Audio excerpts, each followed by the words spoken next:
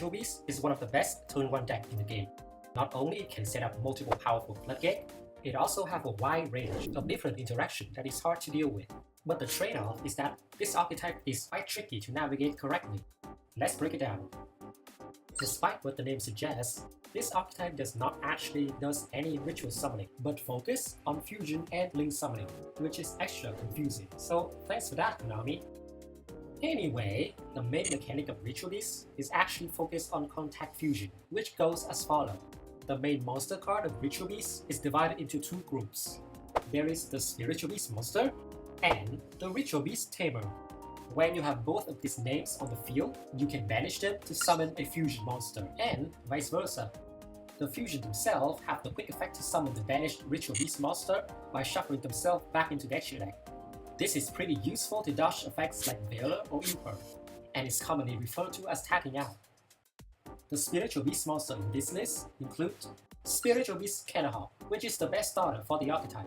It helps you banish any Ritual Beast monster from your deck, and it's not a hard once per turn. Second is Rampengu. This card is not as good a starter as Cannahawk because it cannot make a play by itself, but it's still a pretty decent starter. The third card is Apelio.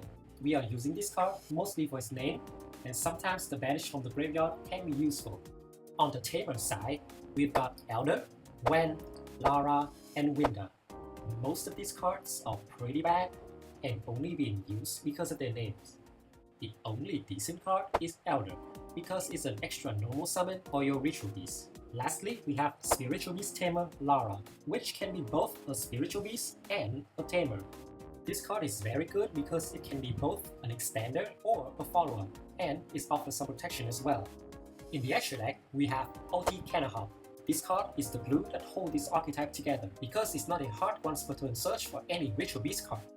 Next is OT Apelio. This card is here mostly as a target for Rampengu, but it also can be a pretty good beater as well.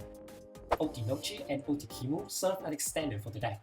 Finally, we have OT Rayotori and OT Gaia Paleo to serve as endpiece for the board.